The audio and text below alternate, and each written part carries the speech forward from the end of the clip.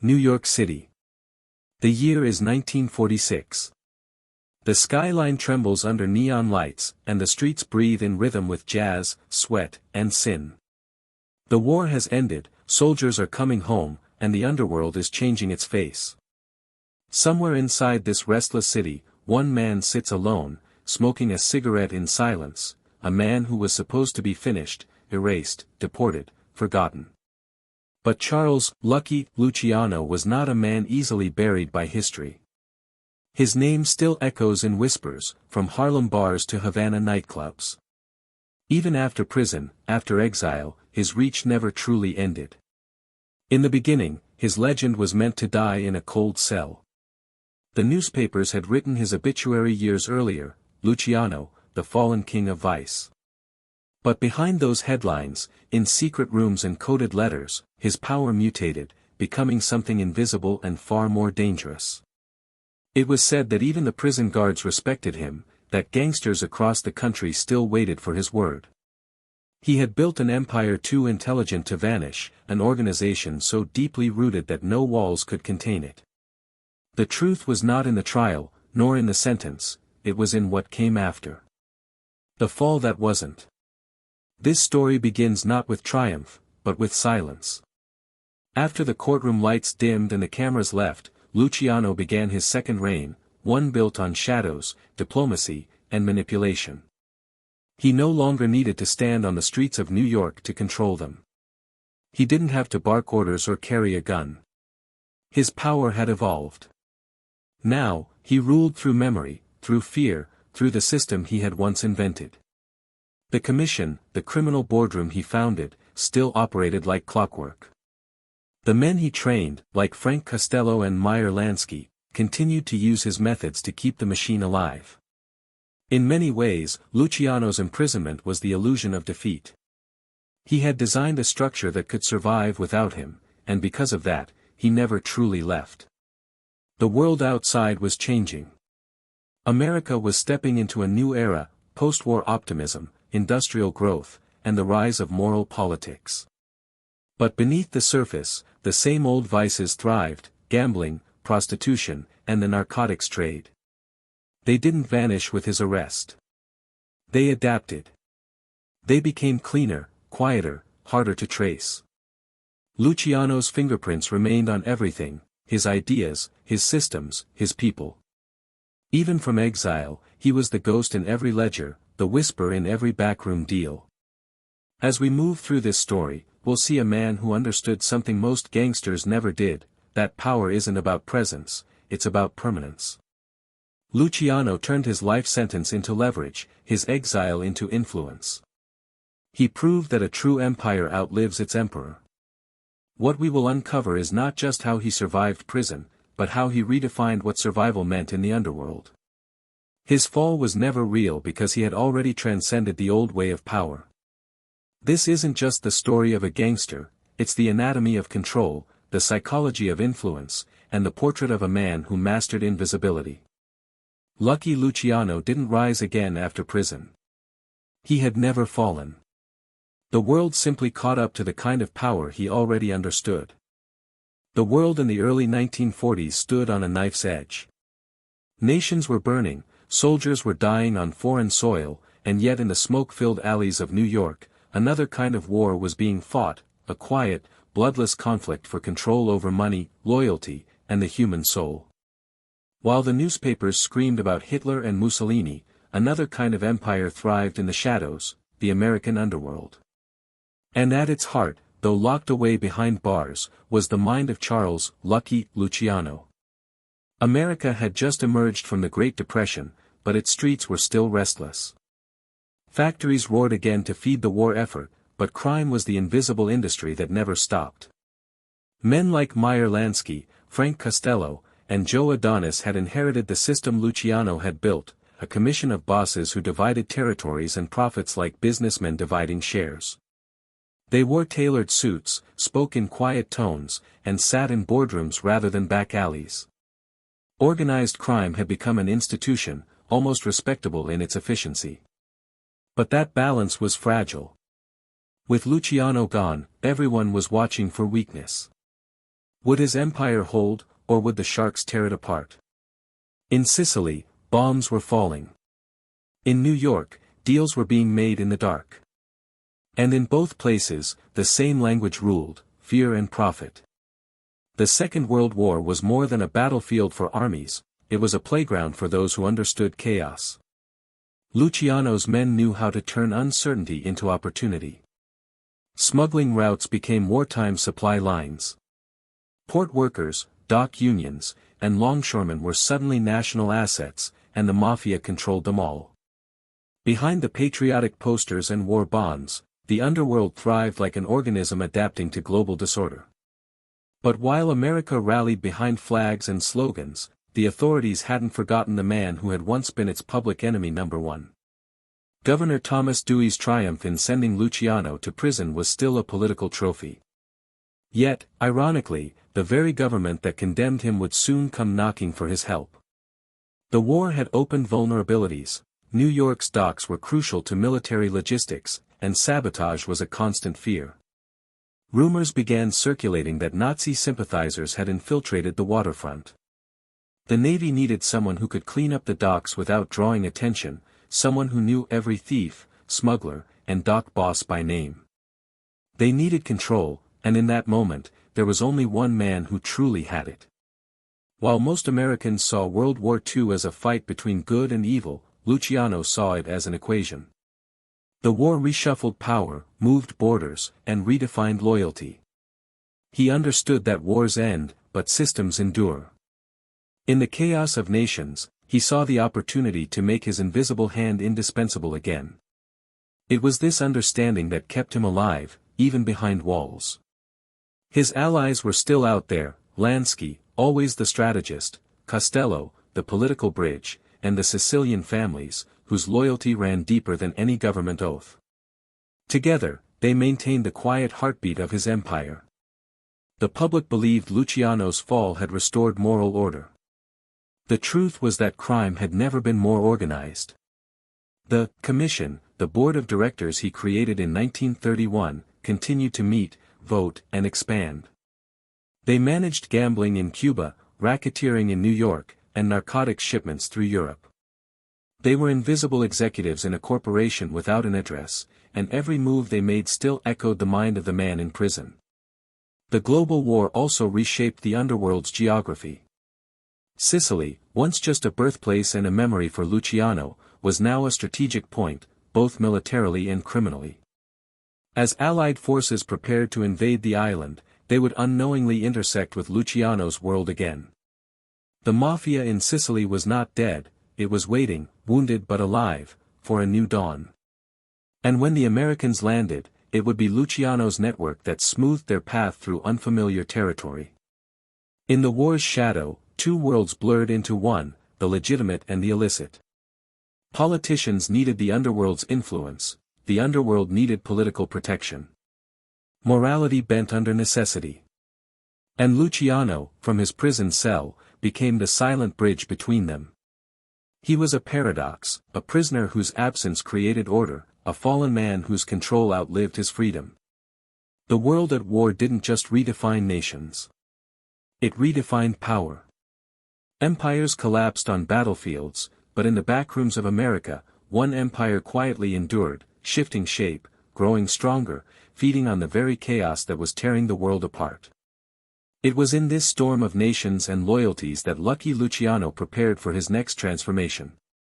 The world would change, but his rule, unseen, unspoken, untouchable, would remain. He was born Salvatore Lucania in 1897, in Lerca Afridi, Sicily, a place where poverty was inherited like a surname and survival was an art learned before childhood ended. His family dreamed of America, that mythical land where coins fell from the sky and streets gleamed with opportunity. When the Lucanias sailed across the Atlantic and settled in New York's Lower East Side, they didn't find gold, they found struggle. The neighborhood was a cage of smoke and sweat, packed with immigrants chasing the same impossible dream.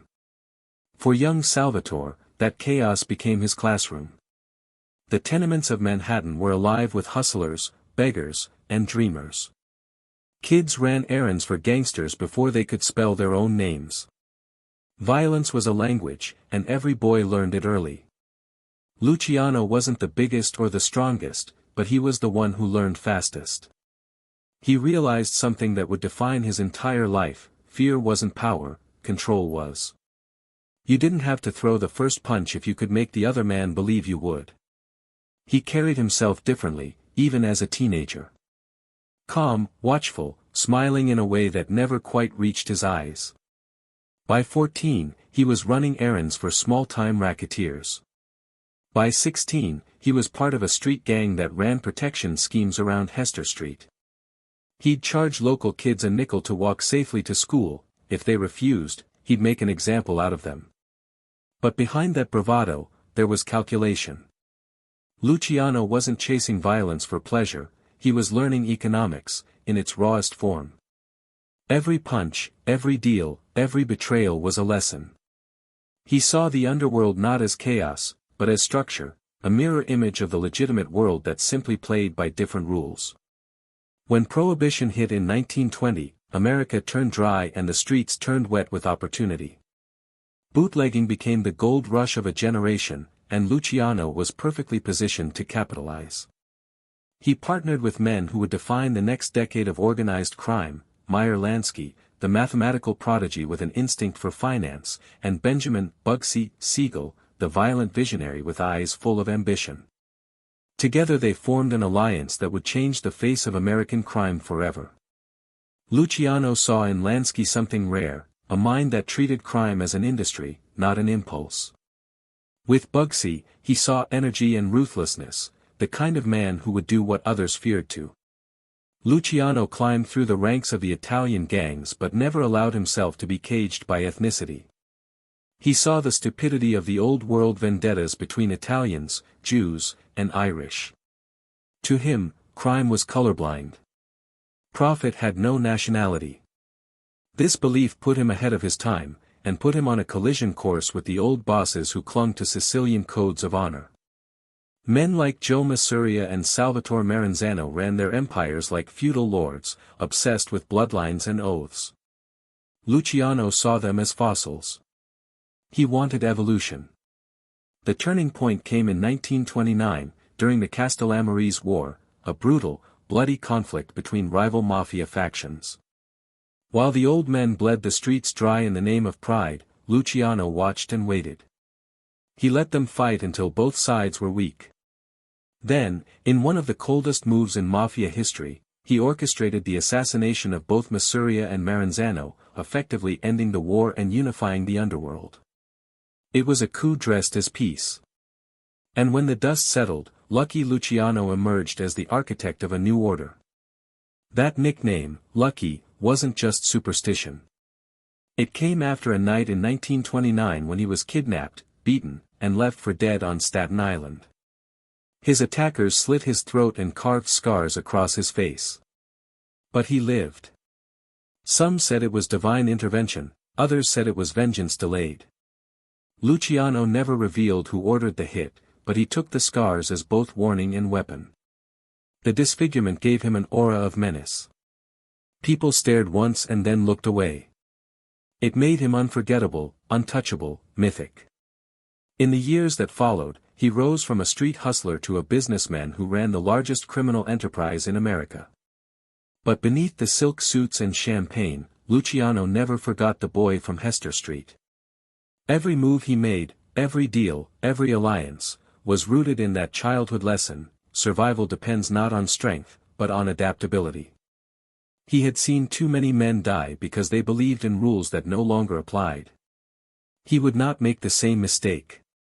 By the time he reached his early 30s, Luciano was not just a gangster, he was a visionary.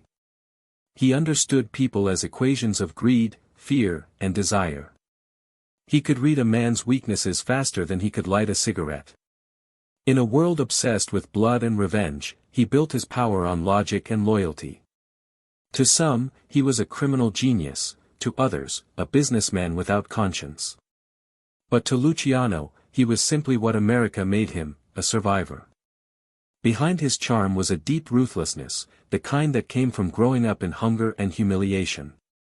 He had learned that mercy was a luxury for men who had already won. Every smile was calculated, every handshake a test. When people met him, they rarely remembered his words, they remembered the feeling that he knew something they didn't. That was his real weapon. By the dawn of the 1930s, the street kid from the Lower East Side had transformed into the master architect of American crime. He stood at the threshold of history, ready to build an empire that would outlast bullets, prisons, and borders. And yet, deep within him, the same lesson whispered endlessly, in a world built on power, only those who adapt survive. Luciano had adapted his whole life, and the world was about to see how far that evolution could go. When Lucky Luciano looked at New York, he didn't see streets and boroughs, he saw a map of opportunity, a living organism of money, loyalty, and fear waiting to be tamed. The Prohibition era had created chaos, every neighborhood was run by its own small-time boss, every racket claimed by someone's cousin or crew. There was no order, no structure, only endless wars that made the police richer and the mob weaker. Luciano, still in his early 30s, decided to do what no one before him had dared, turn the Mafia into a modern corporation.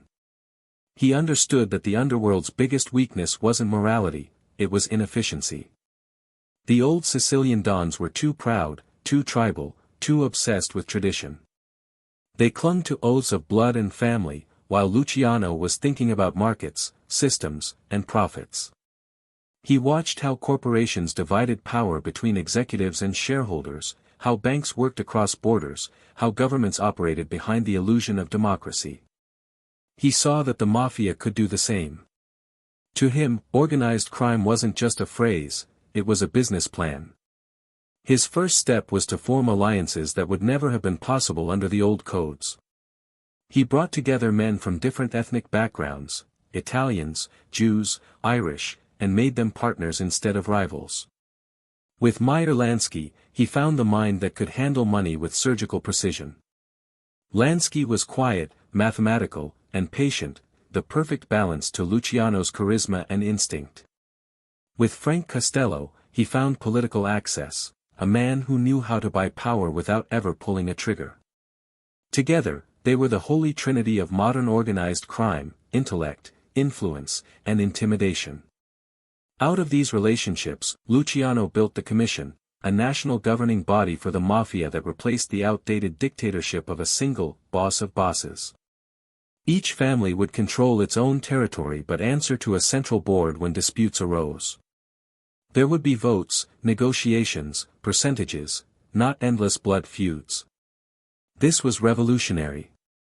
It turned gangsters into executives, assassins into administrators. Murder became policy, not passion. Every hit required approval, every deal required balance. The commission made sure that no single man, not even Luciano himself, could ever hold absolute control again. That was the genius of it. He didn't just seize power, he distributed it, ensuring that everyone had a stake in his system's survival. New York became the headquarters of this invisible empire. 5 families ruled the city like 5 corporations, Luciano's own family, Mangano, Bonanno, Prophesai, and Gagliano. Each boss was powerful in his own right, but all were bound by Luciano's blueprint. The city was divided into territories, Manhattan rackets, Brooklyn docks, Bronx gambling dens, and profits flowed upward like dividends. Violence was no longer chaos, it was administration. Bloodshed became a last resort, not a reflex. Luciano had created something almost bureaucratic, a criminal government hiding in plain sight. But his influence didn't stop at city lines. Through Lansky, he extended his network into Miami and Havana, where gambling could thrive year-round. Through Costello, he entered the world of politics, using bribes and favors to build protection that law enforcement couldn't touch. Judges, police captains, and even senators became silent partners in his grand experiment. The Mafia, once a secret society of outlaws, was now an integrated part of America's machinery. The irony was brutal, the more sophisticated Luciano's empire became, the more invisible it was. The government was chasing bootleggers while he was running international commerce. His operations spanned nightclubs, construction companies, and even unions. He infiltrated the longshoremen's union, securing control over the docks, the lifeline of the American economy. Nothing entered or left New York Harbor without his approval. The city's veins, once pulsing with legitimate trade, now carried contraband and cash, all moving according to his silent command. Within the commission, Luciano became less of a dictator and more of a chairman, a figure of reason who mediated conflicts and maintained order. His gift was persuasion. When rival bosses threatened to erupt into war, Luciano would gather them around a table, pour drinks, and talk until violence seemed inefficient. "There's more money in peace," he used to say, and for the first time, the underworld believed it. The structure he built outlasted him, just as he intended. Even decades after his imprisonment, the Commission remained the spine of organized crime. It was a self-sustaining organism, capable of surviving leadership changes and government crackdowns. Luciano had created not a gang, but a system, one that adapted and evolved like a corporation that never went bankrupt. Yet beneath this brilliance was an unspoken truth: power, no matter how elegantly organized, still bred paranoia. Every man at the table wanted more. The system worked only because they feared the alternative, chaos. Luciano's calm authority kept that balance, but he knew it couldn't last forever. His empire was built on compromise, and compromise was fragile. Still, for a moment in time, Lucky Luciano achieved what kings and conquerors rarely could: he created order out of corruption, unity out of greed. The Mafia had become an institution with offices, ledgers, and laws.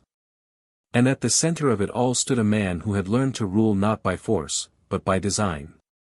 He walked through the nightclubs of Manhattan like a CEO inspecting his boardroom, every handshake a transaction, every smile a contract. To outsiders, he was just another wealthy man in a tuxedo. But to those who knew the truth, he was something more terrifying: a criminal who had learned how to govern. By the mid-1930s, Luciano's system had turned the American underworld into a machine that ran smoother than the government itself. It was efficient, profitable, and nearly invisible. Yet, as history would soon show, every empire, no matter how clever, eventually draws the gaze of those who crave its destruction. For now, though, Lucky Luciano had built what no one before him had dared to imagine: an empire of crime disguised as civilization. The downfall of Lucky Luciano did not begin with gunfire in a dark alley or betrayal in a smoky barroom. It began with a whisper, a name carried from one frightened girl to another, from a nightclub to a courtroom. It began with ambition, not his own, but that of a young man in a sharp suit and clean conscience: Thomas E. Dewey. Dewey was the embodiment of post-Depression America's hunger for justice: ambitious, moral, and relentless. He wanted to cleanse New York of corruption, and to do that, he needed a villain grand enough to make headlines. Lucky Luciano, the architect of America's criminal empire, was the perfect target. By the mid-1930s, Luciano had become more myth than man. The newspapers called him the Vice King of New York. He was wealthy, untouchable, and always impeccably dressed, a symbol of crime's evolution from gutter brutality to boardroom sophistication. To the public, he was a modern-day Caesar. To Dewey, he was the empire that had to burn. The prosecutor understood that dismantling Luciano's empire would not just be a victory for the law, it would be a coronation for Dewey himself, the man who could bring down the devil and still make it home for dinner. The perfect weapon came from an unexpected source: the city's thriving prostitution rings. For years, Luciano had allowed his associates to manage brothels across Manhattan, taking a quiet cut of the profits while remaining publicly distant. It wasn't his dirtiest business, but it was his weakest link. The racket relied on loyalty from people with no reason to be loyal: women beaten, threatened, and forgotten by society. When Dewey's investigators began arresting madams and prostitutes, offering them freedom in exchange for testimony, the cracks began to form. One woman broke. Then another. Then 10 more. The chain of fear Luciano had built was suddenly reversed. Now it worked for Dewey. Luciano had always believed that loyalty was currency. But what happens when that currency loses its value? As the testimonies piled up, Dewey painted a picture of a vast empire of vice, stretching from Times Square to the Bronx, all connected by one invisible hand, Lucky Luciano's. The case was built on whispers and fear, but it was enough. The headlines screamed his name, and for the first time, public opinion began to turn. The man once admired for his power now became a symbol of moral decay. Dewey's strategy was psychological as much as legal. He didn't just want Luciano convicted, he wanted him humiliated. The raids were theatrical, police battering down doors, flashbulbs exploding, women dragged in tears across courthouse steps. It was a show, and America was watching. Dewey spoke to reporters as if he were narrating a war, describing the Mafia as a disease that had infected the city. And in every article, every radio broadcast, the cure had the same name, Thomas Dewey. Luciano watched this spectacle unfold with cold disbelief. He had faced killers, traitors, and rival bosses, but never morality dressed in a tailored suit. Dewey wasn't a gangster with a gun, he was worse, a man with conviction. For the first time, Luciano's calm confidence began to flicker. He ordered his lawyers to fight, to silence witnesses, to outspend and outmaneuver the state. But the courtroom was not the street, and money could not buy innocence as easily as it bought silence. Behind the walls of his penthouse, Luciano began to see the empire he built turning against him. Politicians who had once taken his bribes now denied even knowing his name. Police officers who had looked the other way suddenly remembered their badges. Newspapers that had once treated him like a glamorous outlaw now portrayed him as a national threat. The system he had corrupted was purging itself, and he was the sacrifice. Yet even in this moment of collapse, Luciano's instincts remained sharp. He knew that power was perception. So, he stayed calm. When he walked into the courthouse, he smiled for the cameras. When reporters shouted accusations, he joked back. "They got the wrong guy," he'd say, lighting a cigarette. It wasn't denial, it was control. Every gesture, every word was calculated to remind the world that he was still lucky. Dewey, however, was relentless. He cross-examined witnesses with precision, weaving their fragmented stories into a single, damning narrative. The prostitute spoke of beatings, of payoffs, of meetings in hotel rooms where men took orders from above. Dewey had no photographs, no recordings, no documents, only fear. But fear was enough. The jury saw not evidence, but morality. And morality, once ignited, doesn't require proof. In the end, it wasn't bullets or betrayal that brought Luciano down, it was the illusion of justice in a nation desperate to believe in it. In 1936, he was convicted on 62 counts of compulsory prostitution and sentenced to 30 to 50 years in prison. The courtroom erupted in applause. Dewey became a hero. America had found its villain and its savior in the same story.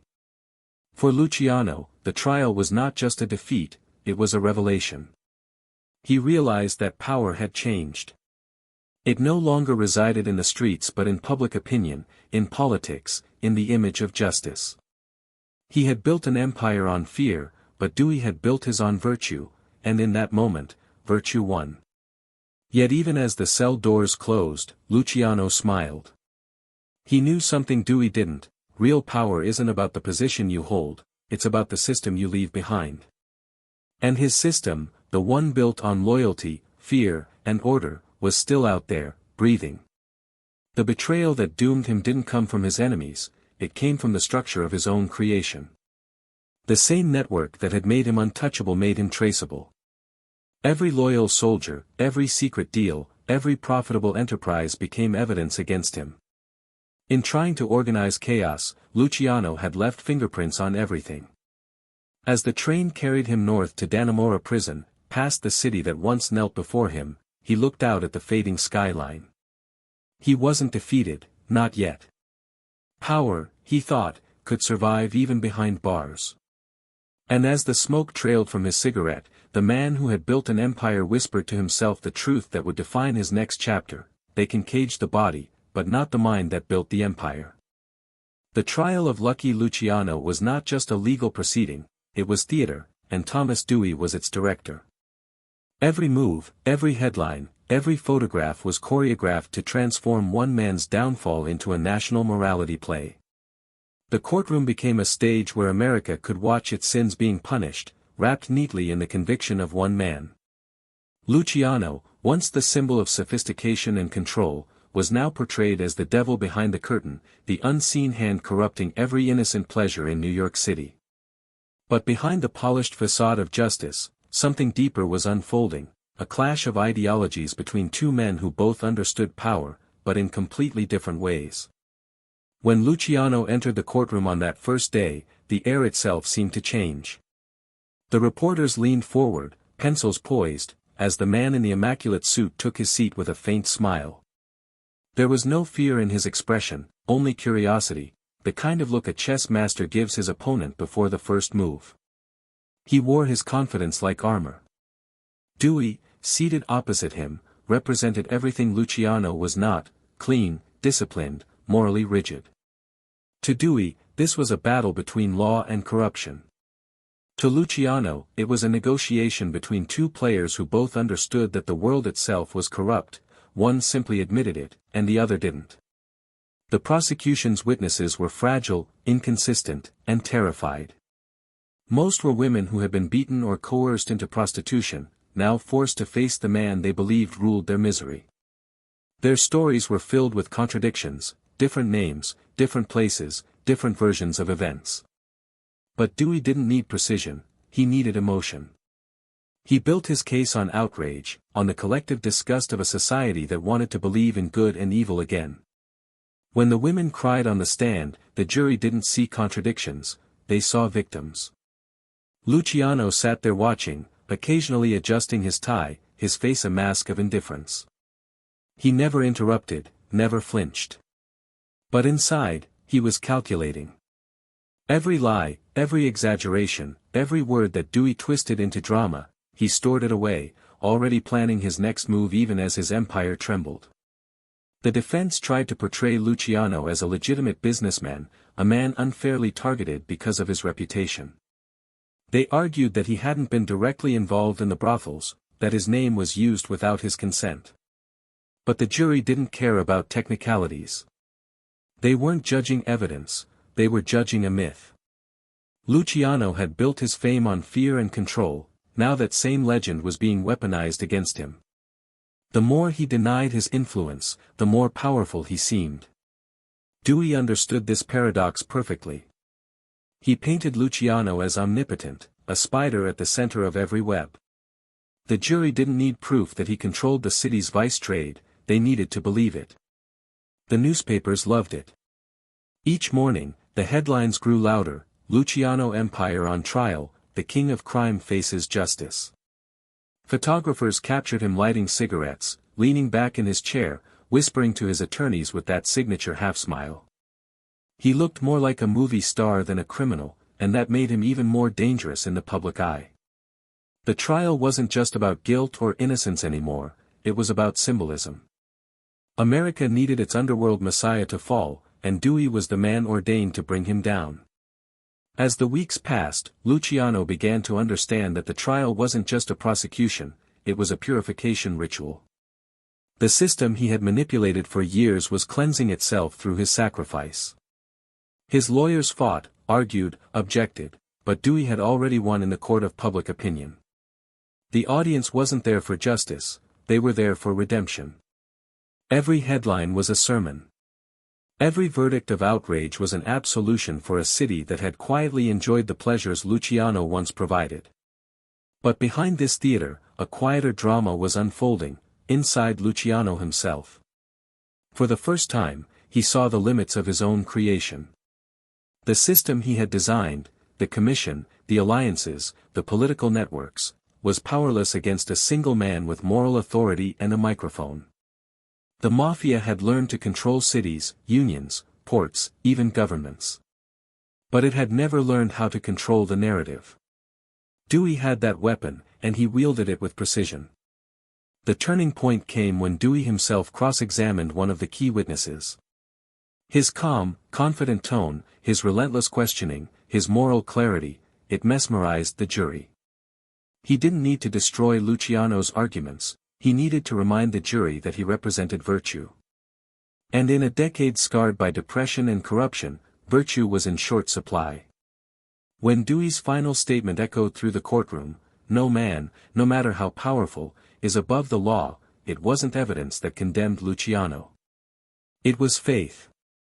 When the verdict finally came, the silence was deafening. Guilty on all counts. The judge's voice was flat as he read the sentence, 30 to 50 years in prison. No mercy. No leniency. Dewey had won, and the city erupted in applause. Outside, reporters shouted questions. Inside, Luciano stood motionless, his face unreadable. Then he smiled, small, quiet, defiant. It wasn't arrogance, it was understanding. He knew something everyone else had forgotten: systems, not men, define history. Dewey could destroy the man, but not the machine he built. The trial was over, but its legacy was just beginning. Dewey became a hero, his name rising like a beacon of integrity. Luciano became a legend, his myth sealed by defeat. In the years to come, people would remember this courtroom not as a place of justice, but as the theater where morality triumphed over modern power, or at least pretended to. As Luciano was led away in handcuffs, the cameras flashed one last time. The man who had once ruled an empire walked past the same city he had shaped, its lights glittering like silent witnesses. Behind him, Dewey shook hands with the judge and smiled for the reporters. Both men had won something that day: Dewey, a career; Luciano, immortality. In the quiet of his cell that first night, Luciano lay on his bunk and stared at the ceiling. He could still hear the echo of the judge's voice, the applause, the flashbulbs. And yet, beneath the weight of failure, he felt an odd calm. Power, he thought, doesn't disappear, it transforms. And as he closed his eyes, a faint smile touched his lips. The world believed Lucky Luciano had fallen. What they didn't know was that his greatest act of control was still to come. The war had reshaped the world, and in the chaos of global conflict, lines between right and wrong blurred faster than smoke over a battlefield. By 1942, America had entered World War II, and New York City, the beating industrial heart of the nation, became a vital hub for the war effort. Ships carrying soldiers, weapons, and supplies left its harbors every day. But the docks were also home to corruption, labor unrest, and whispers of foreign spies. German submarines prowled the Atlantic, sinking American ships not far from the coastline. When one of those ships, the Normandy, caught fire and capsized at the New York pier, the public was told it was an accident.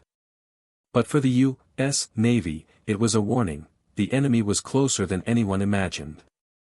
The Navy needed control of the docks, fast. Yet the waterfront was a world of its own, ruled not by politicians or officers, but by men who took orders from the underworld. Dock unions, longshoremen, and shipping companies were deeply entangled with organized crime. No amount of military discipline could reach them. What the government needed was influence, someone who could speak the language of the streets, someone who already controlled the chaos. And in a twist of history too strange to believe, the government turned to the very man it had condemned as the embodiment of corruption: Charles "Lucky" Luciano. The operation would come to be known as Operation Underworld, a secret pact between America's justice system and its most infamous criminal. The plan was simple in theory but explosive in morality: enlist the Mafia to secure the docks, root out saboteurs, and ensure the flow of wartime supplies. It was an alliance of necessity, not trust. The Navy didn't like it. The FBI hated it.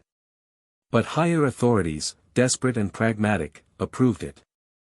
The reasoning was coldly logical: if the Mafia controlled the ports, then only the Mafia could protect them. Luciano's name surfaced through Frank Costello and Meyer Lansky, who quietly brokered the arrangement. Lansky, always the diplomat, convinced government contacts that Luciano's cooperation could stabilize the waterfront faster than any military order. The message was carried to Luciano in Dannemora prison, through intermediaries and coded correspondence. At first, he said nothing. Then, after a long silence, he agreed. Not for money, he didn't need it. Not for freedom, he knew that would come later. He did it for control, for relevance, for the satisfaction of knowing that the same government that had branded him a menace now needed his genius to survive. It was irony at its purest. The man who had once built an empire of crime was now about to save the nation's supply lines. He began sending quiet orders through his network. Dock bosses were reminded of their loyalties. Union heads were persuaded to comply. Those who resisted were made examples of, not through violence, but through invisible pressure. Strikes stopped overnight. Theft dropped. Suspicious activity disappeared.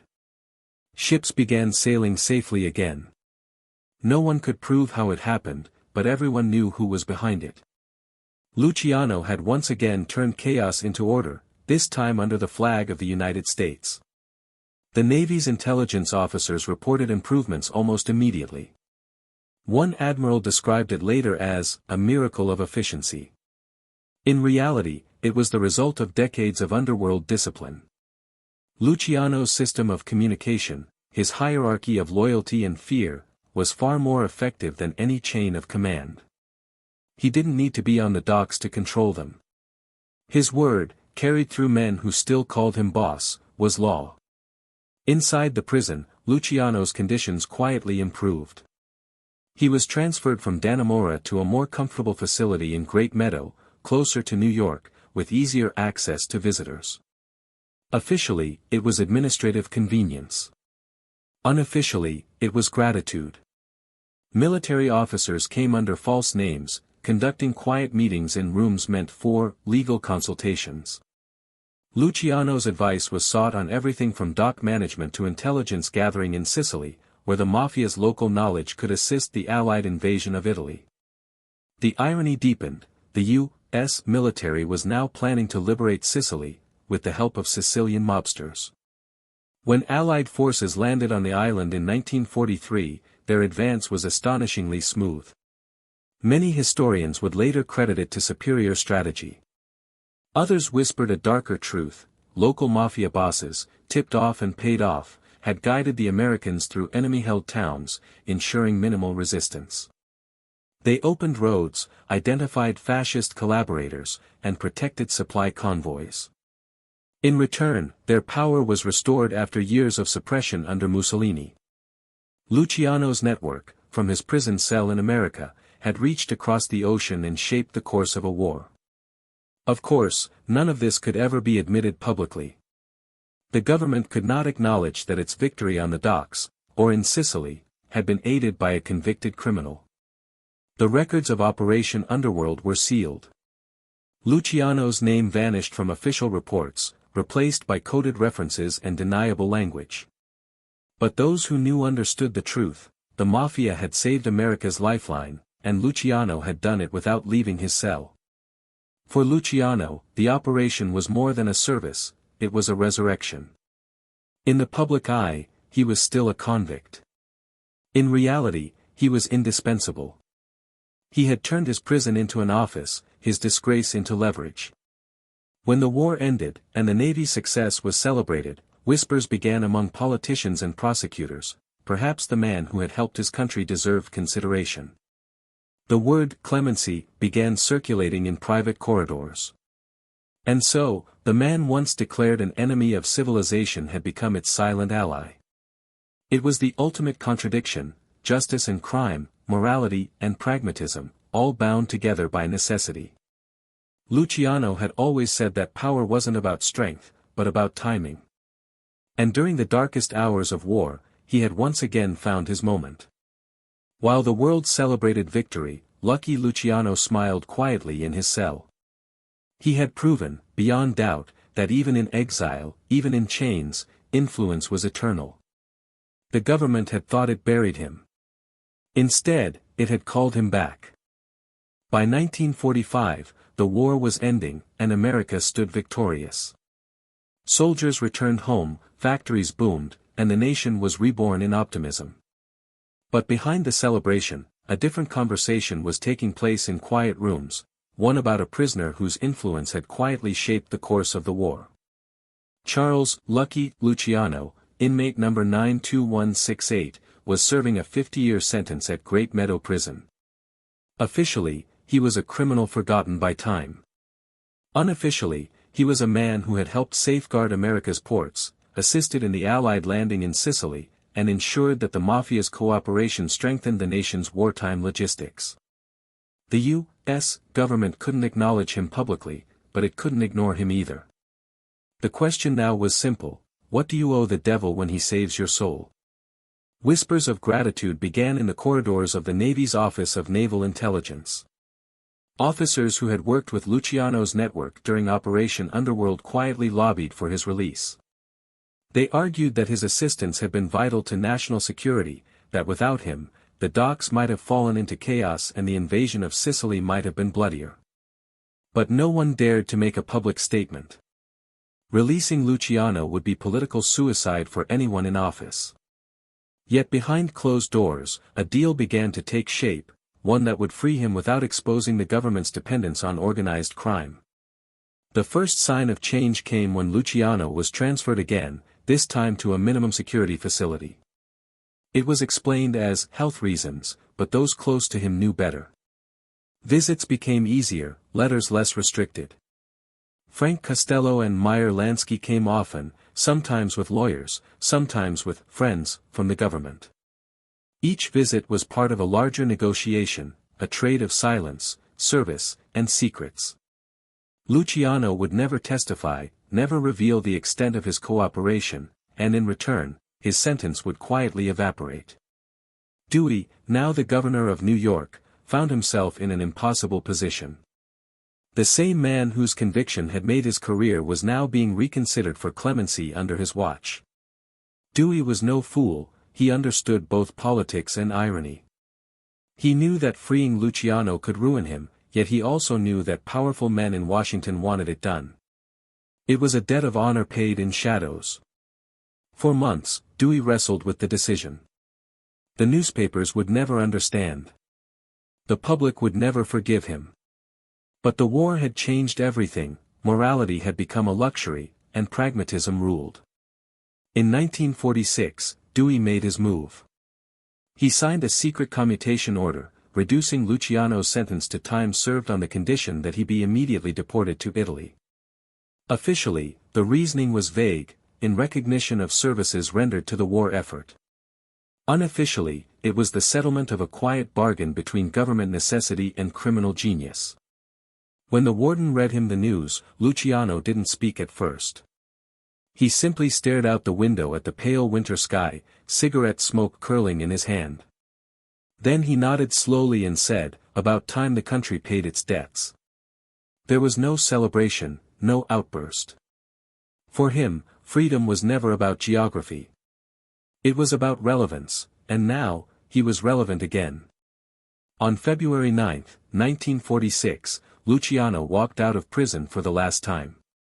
Outside, a handful of reporters waited, cameras flashing like gunfire. He smiled politely but said nothing. The years in prison had changed him. The sharpness in his eyes remained, but his movements were slower, more deliberate. He carried himself like a man who knew he no longer needed to prove anything. Within hours, he was placed aboard a ship bound for Italy, an exile dressed as liberation. As the vessel cut through the Atlantic, Luciano stood on deck, staring at the receding skyline of New York. That city had made him and destroyed him. He had ruled it without ever sitting on a throne, had controlled its streets, unions, and politicians with an invisible hand. Now, it was gone, and yet, he knew it would never be free of him. His systems, his structures, his men, they were still there. The commission still operated, the families still met, the money still flowed.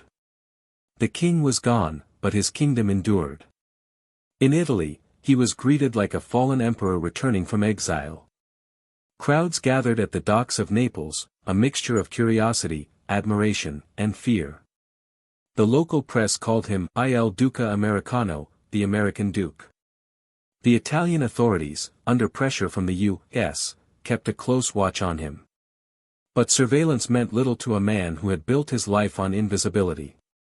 Within weeks, Luciano began to weave himself back into the web. Old Sicilian contacts came to pay respect, new businessmen sought advice. His legend had grown during his imprisonment. In their eyes, he was not a convict but a survivor, a man who had outlasted both enemies and governments. But even as he rebuilt his influence, Luciano remained cautious. The years had taught him the price of visibility. He moved through Naples quietly, meeting with former associates, investing in small enterprises, and communicating with American syndicates through coded letters and intermediaries. He knew the world was changing, heroin was replacing liquor as the new empire, and America's appetite for vice was insatiable. He didn't need to smuggle or kill anymore, he only needed to whisper. The deal that freed him had done more than release a man, it had legitimized the Mafia's role in modern power. The government's unspoken alliance had proven that even the law would bend when survival demanded it. Luciano's story had shifted from criminal to collaborator, from outlaw to asset. He had turned his punishment into a business transaction, his conviction into currency. For Thomas Dewey, the decision haunted him quietly.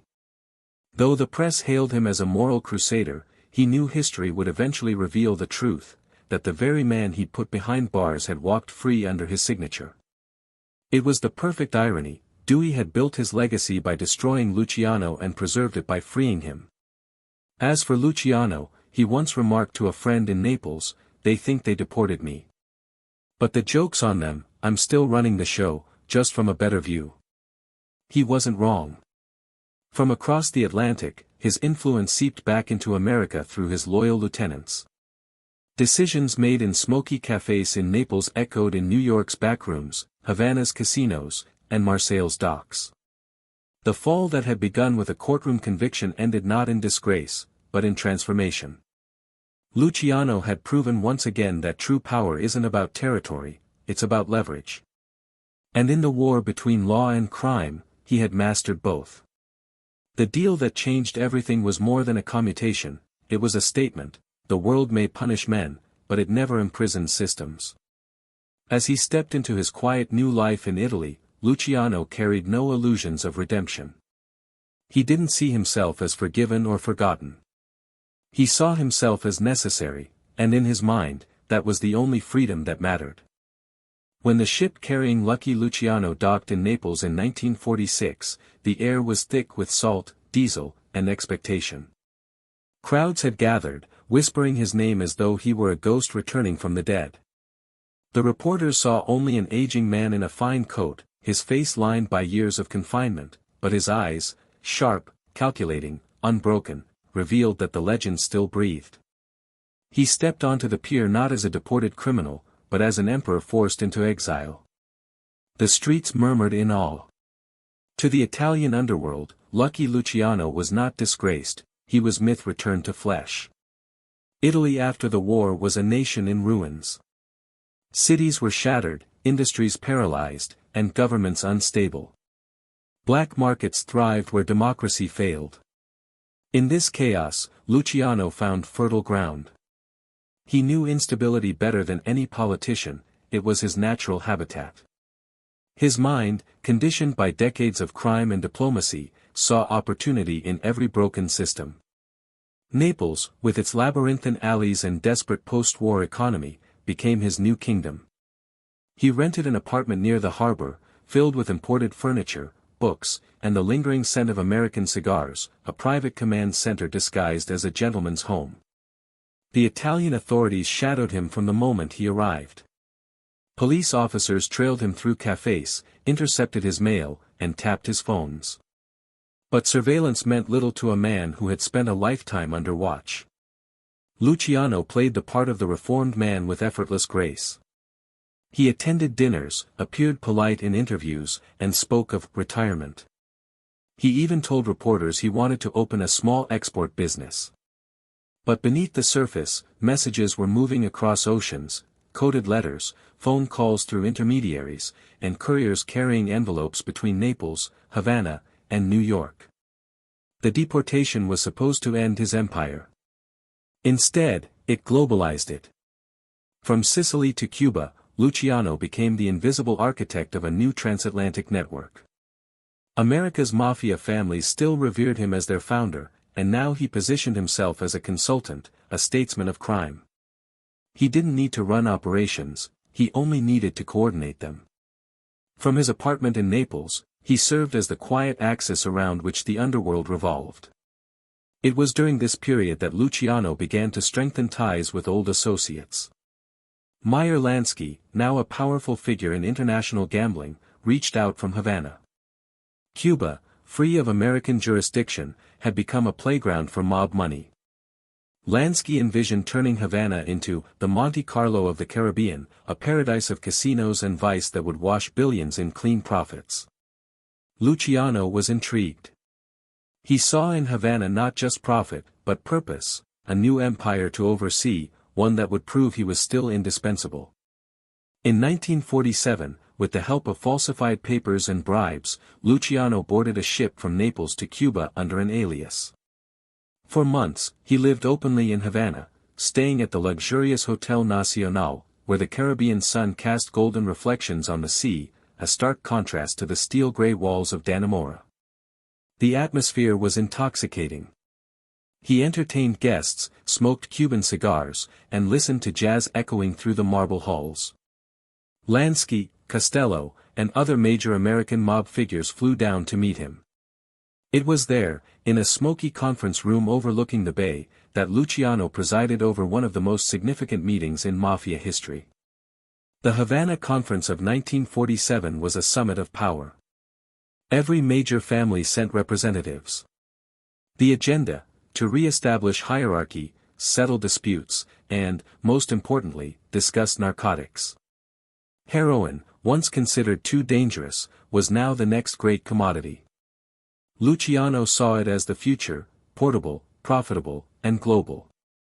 He envisioned supply lines running from Turkey to Sicily to the United States, using the same smuggling routes that had once carried whiskey during Prohibition.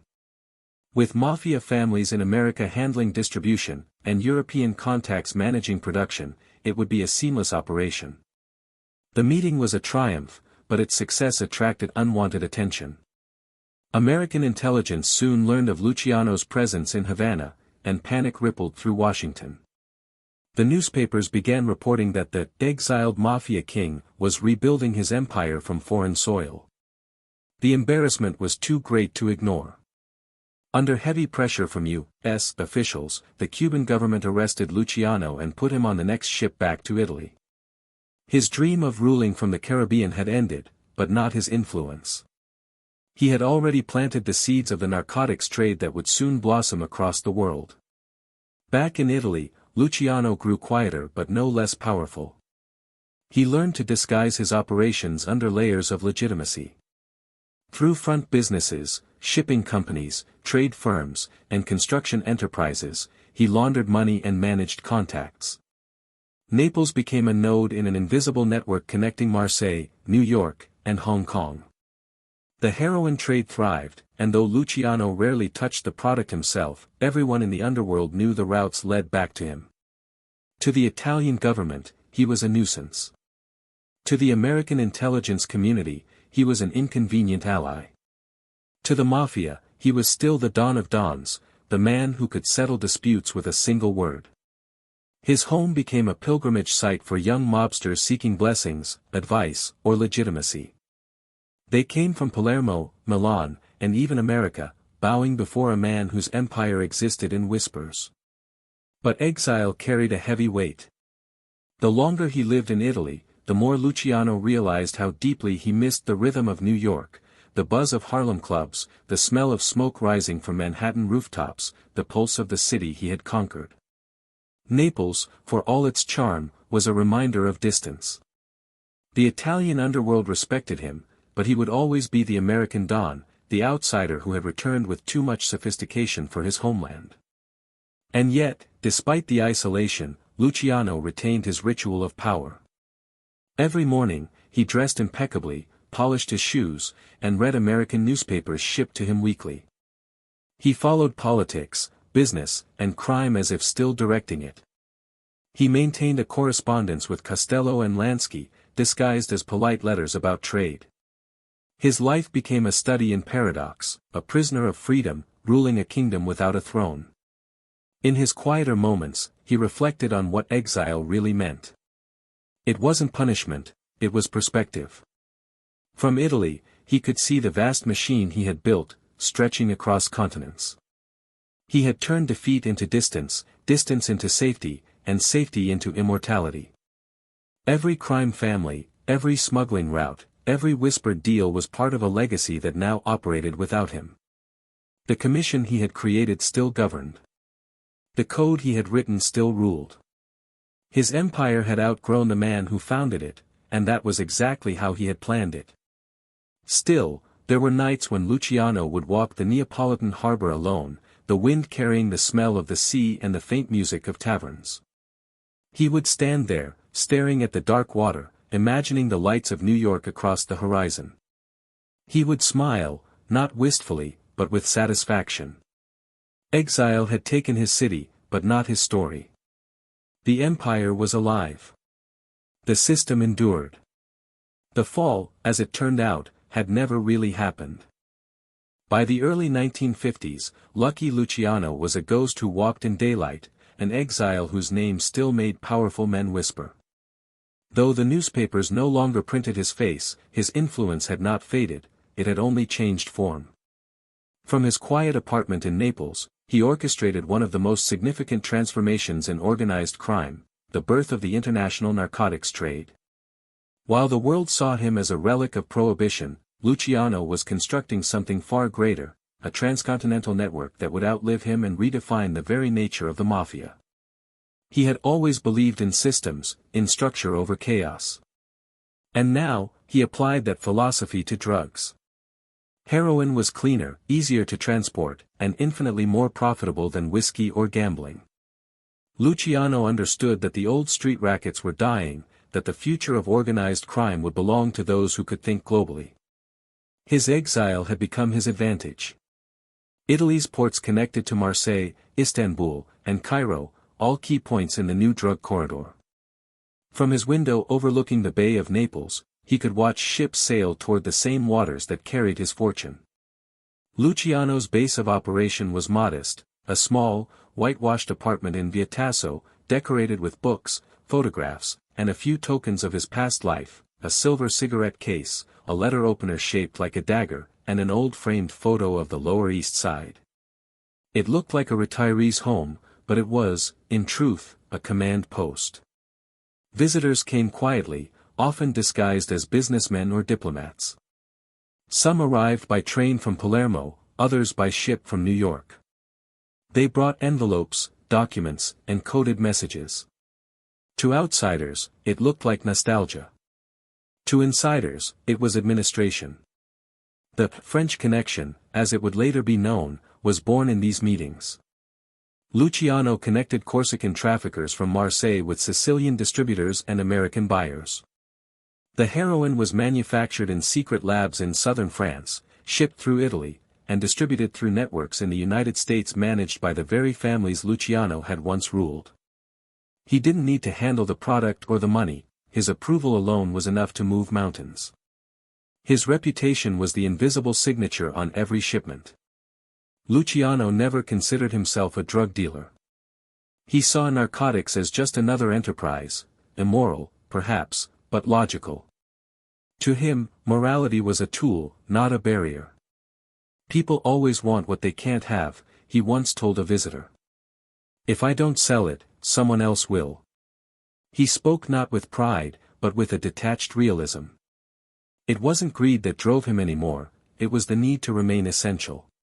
Even in exile, he refused to be irrelevant. The Italian authorities, still under American pressure, kept him under near constant surveillance. They followed his cars, monitored his calls, even recorded his dinner conversations. But they could never prove anything. Luciano had become a master of invisibility. He used intermediaries so carefully that no direct link could ever be established. His meetings were social, his phone calls casual. He had perfected the art of doing everything while appearing to do nothing.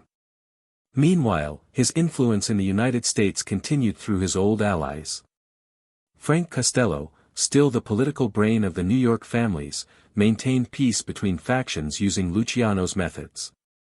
Lansky expanded the gambling empire across Cuba and Las Vegas, still following the principles they had forged together.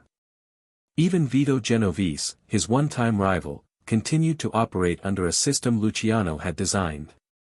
The empire functioned like a machine whose engineer had long since left the factory, but whose blueprint still dictated every move. The irony was profound. The U.S. government had exiled Luciano to weaken organized crime, yet from Italy, he became more global, more untouchable than ever. They had removed the man but empowered the system. And Luciano, watching from afar, saw it all unfold with a mix of pride and melancholy. In public, he played the role of a reformed gentleman.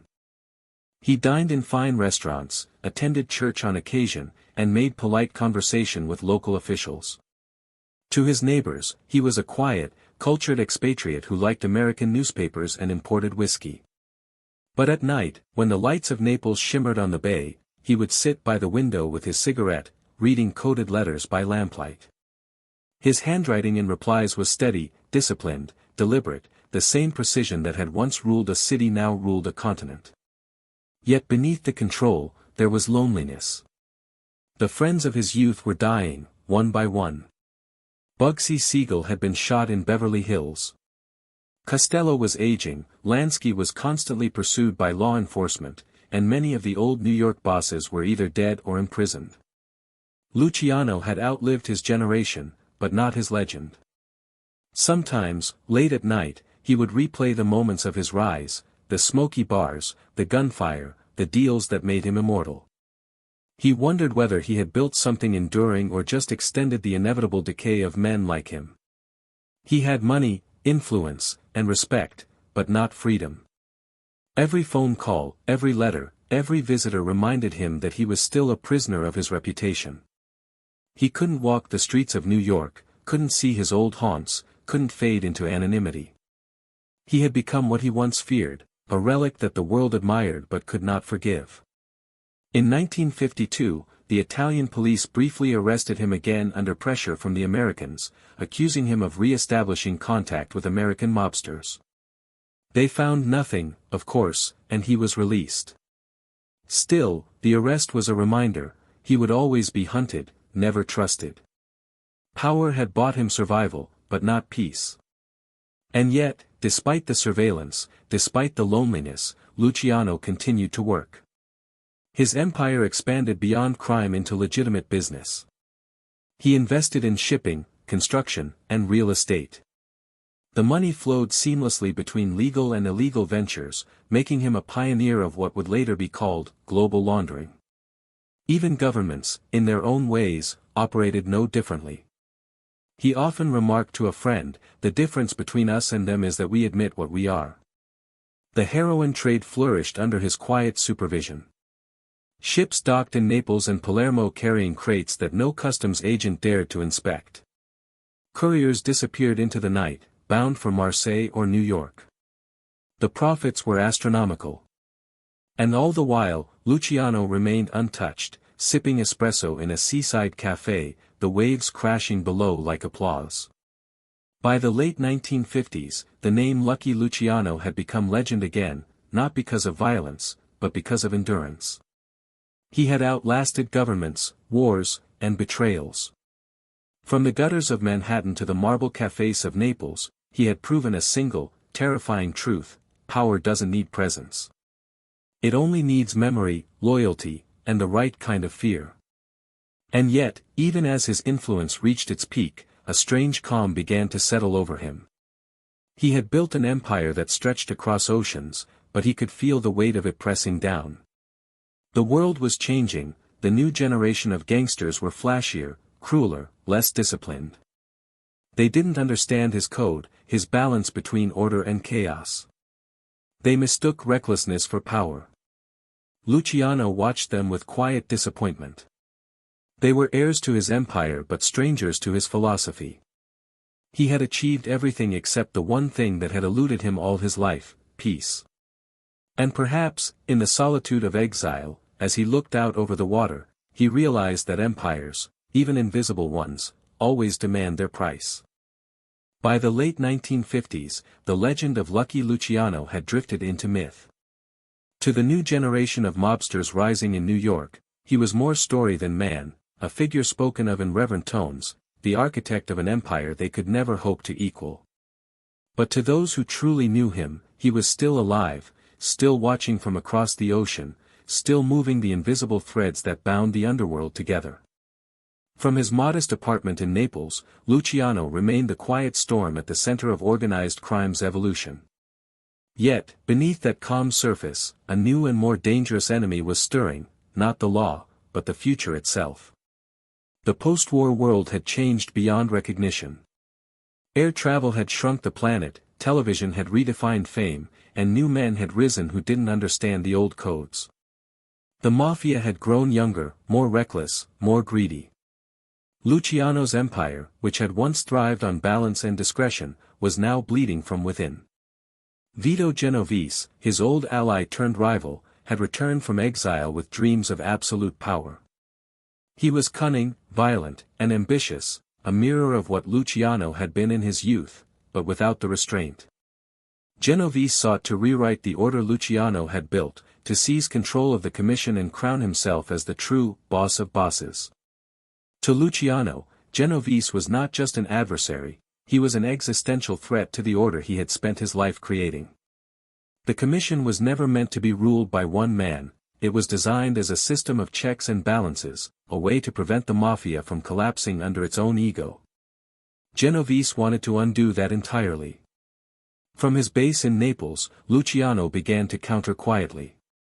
He reached out to Frank Costello, Lansky, and others still loyal to the old vision. Through coded letters and discreet emissaries, he reminded them of the dangers of centralizing power, of what had happened the last time gangsters let one man dictate their fate. The war between Genovese and the old guard wasn't fought with bullets, it was fought with influence. Luciano understood that direct confrontation was suicide.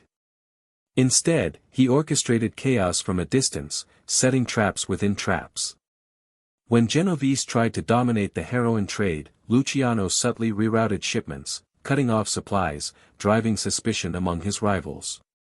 When Genovese sought alliances, Luciano quietly poisoned them with rumors, sowing doubt in every corner of the underworld.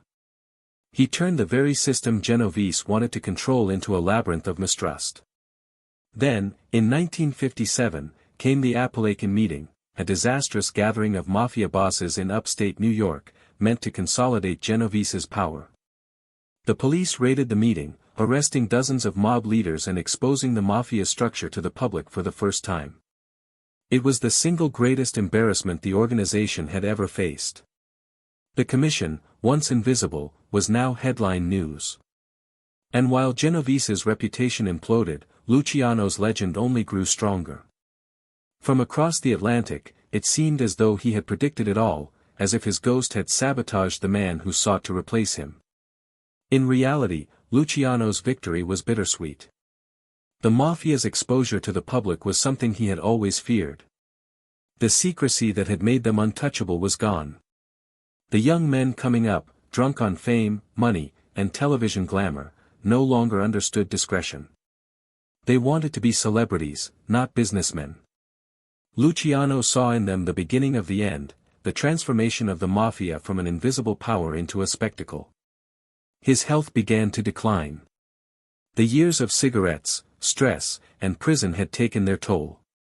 He suffered from heart problems, insomnia, and bouts of depression. Still, he refused to fade quietly. Every morning, he dressed in his best suit, polished his shoes, and sat by the window overlooking the Bay of Naples, watching ships come and go. Every ship has a captain, he once said to a friend. Even if he's not on board anymore. It was his way of reminding himself that he was still in command, even if the empire he built no longer listened. In those final years, he became reflective, almost philosophical. The once ruthless street boss now spoke of destiny and consequence. You can control men, he told one visitor, but not time. Time wins every game. He met with writers, reporters, and filmmakers who came to document his story. Some he allowed in, others he dismissed with a smile. He knew that every version of his life they printed or filmed would only add to the myth, and he wanted that myth to outlive him. He kept his distance from violence but remained informed about everything, the narcotics trade expanding into new continents, the American families splitting into factions, the rise of Las Vegas as a new capital of sin. He took quiet satisfaction in knowing that even in decline, the world was still running on his design. The commission still ruled. The code of secrecy still held, however fragile. His methods had become law. But he could also feel the shadow of mortality growing longer. The men he once ruled beside were dead, imprisoned, or forgotten. The empire had survived, but its architect was alone. Nights grew quieter. He began to dream of New York, not the skyline or the money, but the sound of the streets, the smell of hot asphalt in summer, the rhythm of a city that had once pulsed to his command. Sometimes, he would wake before dawn, step onto his balcony, and whisper to the horizon, as if the city could still hear him. Then came an unexpected call that seemed to reignite the past. A Hollywood producer contacted him in 1962, seeking his cooperation on a film about his life. Luciano saw it not as vanity, but as a kind of immortality, a chance to control the narrative one last time. He agreed to meet the man at Naples airport in January 1962 to discuss the project. On the day of the meeting, he dressed meticulously, a dark suit, polished shoes, a silk tie. The years had lined his face, but his eyes still held that same fire of calculation and control. When the producer arrived, Luciano greeted him warmly. They shook hands, exchanged pleasantries, and began to walk toward the terminal exit. Witnesses later recalled that Luciano looked calm, almost content, as if a weight had finally lifted from his shoulders.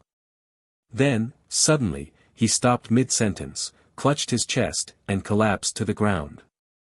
The heart that had defied bullets, betrayals, and time had finally given out. He was dead before the ambulance arrived. The irony was profound. The man who had outwitted judges, governors, and rival gangsters had been undone by his own heart. There were no last words, no dramatic confessions, just silence. The airport fell still as his body was covered and taken away. The newspapers reported his death the next day. Lucky Luciano dies in Naples, the king of crime is dead. But even in death, his story refused to end.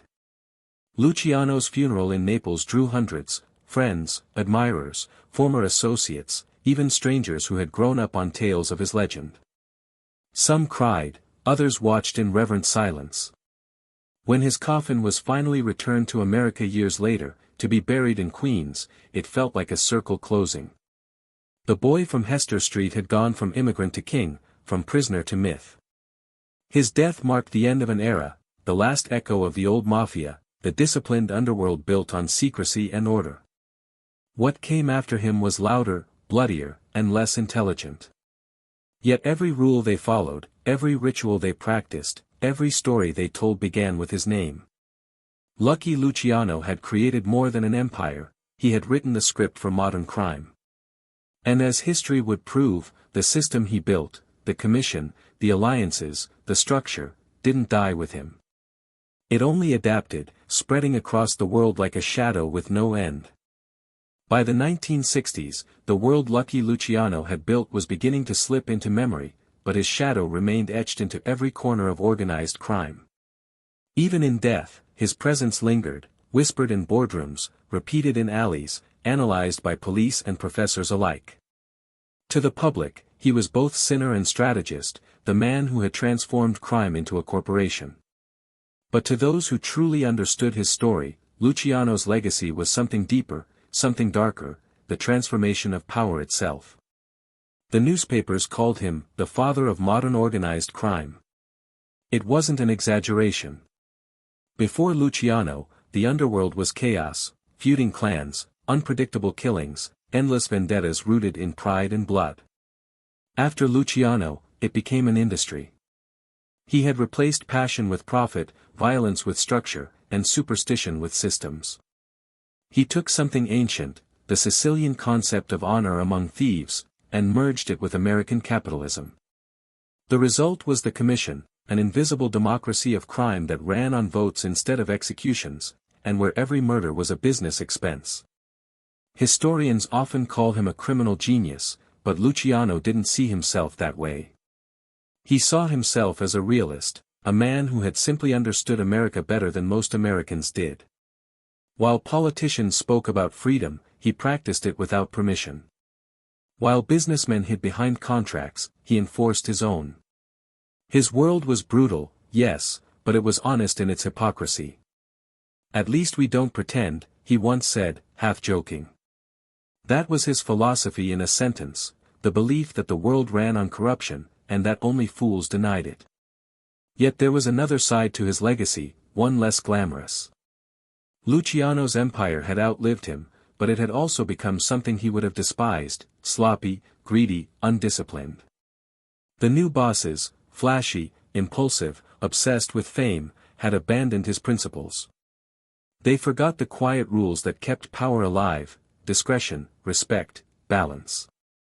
By the 1970s, the Mafia had become what Luciano had spent his life trying to avoid: visible. The headlines were filled with arrests, betrayals, and televised trials. The secrecy that once made the Mafia untouchable was gone. The structure remained, but the soul was lost. Still, Luciano's influence stretched far beyond the mob. His method seeped into politics, business, and even culture. Corporate hierarchies mirrored his commission. Intelligence agencies studied his networks. Politicians, knowingly or not, adopted his strategies of control: divide and rule, silence through favors, power through cooperation. In many ways, Luciano didn't just invent organized crime, he redefined how power itself was organized. He also changed the psychology of the criminal mind. Before him, gangsters were outlaws, men who fought against the system. After him, they became part of it, parasites within its veins. Luciano made corruption respectable. His successors wore suits instead of trench coats, spoke in boardrooms instead of alleys. Even decades after his death, his model endured: every cartel, every global syndicate, every network of influence owed something to his blueprint. But for all his brilliance, Luciano's life remained a tragedy in slow motion. He had achieved everything a man could desire: wealth, control, immortality, but never peace. The same systems that made him untouchable also made him alone.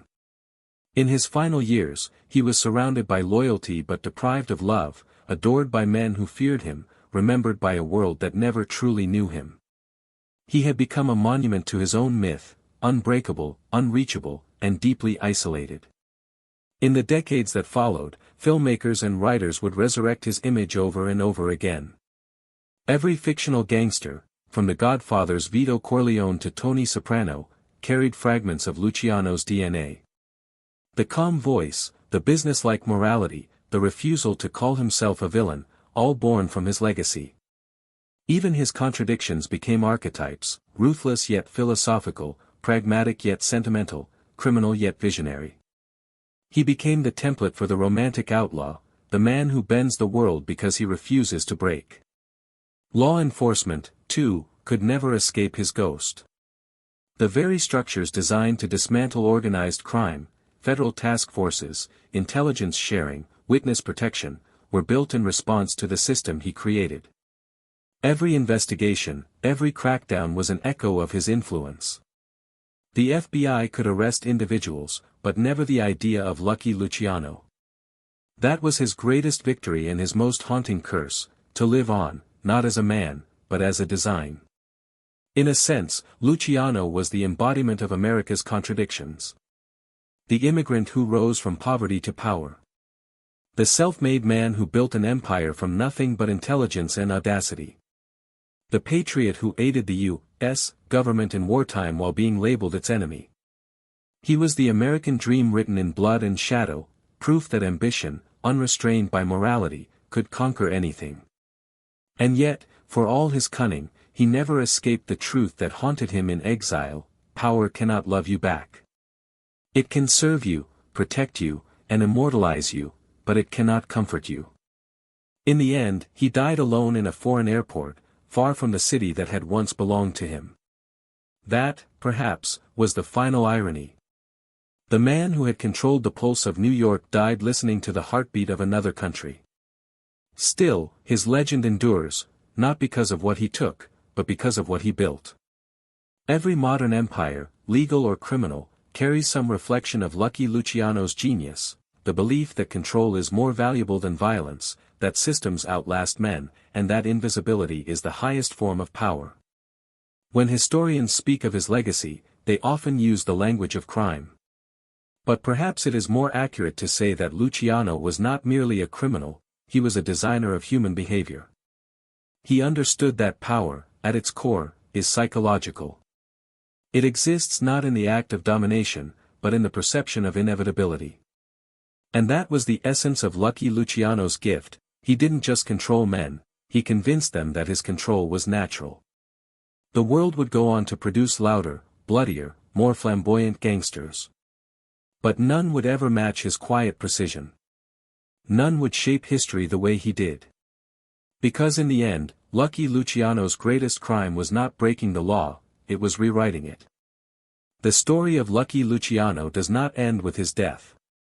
Legends never really die, they drift between truth and myth, becoming part of the world's collective memory. Long after his coffin was lowered into the earth, his name still echoed through the halls of justice, the offices of politicians, and the smoky rooms of gangsters who followed his blueprint. He had been called a criminal, a patriot, a manipulator, a genius, and in a way, he was all of them. His legacy wasn't just carved in crime, it was etched into the structure of power itself. Even in death, Luciano remained a paradox. He was both the man who corrupted America and the man who taught it organization. He destroyed traditions yet built something more lasting than bloodlines, a system. His empire did not collapse with his fall, it merely adapted. He had replaced the old Sicilian superstition of family feuds with the logic of the corporate boardroom. What he founded was not just a criminal syndicate, it was a framework for control, one that even legitimate institutions would mimic in the decades that followed. History likes to pretend that Luciano was defeated, but his victory was more subtle. The very society that condemned him ended up adopting his methods. Corporations operated under hierarchies that looked suspiciously like the Commission. Politicians brokered deals that echoed his alliances. Governments learned to manage influence the way he managed fear. The border between law and corruption blurred, and Luciano's ghost lingered in that gray space. He once said that there wasn't much difference between the Mafia and government, both take money, both make promises, and both break them when it suits them. It was a cynical statement, but time proved it prophetic. The world he foresaw, where power was negotiated, not earned, became reality. Whether in boardrooms, parliaments, or intelligence agencies, the Luciano model survived: control through quiet consensus, influence through fear and favor, authority through illusion. His death in 1962 marked the end of an era, but also the beginning of his immortality. The Mafia became global, adapting his design to new cultures, new markets, and new faces. From New York to Palermo, from Havana to Hong Kong, the rules he wrote continued to govern the underworld. And as decades passed, filmmakers and writers transformed him into an archetype: the calm Don, the philosopher of crime, the man who could kill with a smile and reason with a gun. Every fictional boss carried a piece of him. Yet, beyond the mythology, there remained a quieter truth: Lucky Luciano was never chasing glory. He was chasing permanence. From the boy on Hester Street to the exile in Naples, his life was one long pursuit of control, over fear, over chaos, over time itself. He understood better than anyone that empires crumble when they depend too much on men. That's why he built a system that outlived its architect. In that, he succeeded completely. But his story also serves as a warning. The very order he created eventually consumed itself. The new generation of gangsters, louder, greedier, careless, turned his invisible machine into a spectacle. The discipline was gone, replaced by arrogance. The secrecy that once made the Mafia untouchable was lost to television and fame. Luciano had turned chaos into order, but without him, order reverted to chaos again. It was proof that every system, no matter how perfect, carries within it the seed of its own undoing. Still, his influence endures because it speaks to something universal: the hunger for power, the illusion of control, the thin line between leadership and tyranny. Lucky Luciano was not simply a product of crime, he was a reflection of humanity's most dangerous desire, to rule without conscience. He showed that civilization and corruption are twins wearing different suits, both driven by the same engine, ambition. In the end, Luciano's life is not just a crime story. It's a parable about the mechanics of control. He revealed that power does not die with its wielder, it mutates, adapts, survives. That is why his name remains relevant, decades after his empire turned to dust. The world still runs on the same principles he understood a century ago: structure, loyalty, fear, and the illusion of order. Somewhere in Queens, beneath the quiet grass of St. John's Cemetery, lies the man who built an invisible nation. The boy who arrived in America with nothing created a system that still influences how the world operates, from governments to corporations, from gangs to nations. Lucky Luciano's empire was not of land or law, but of human behavior. And that empire, for better or worse, never truly fell.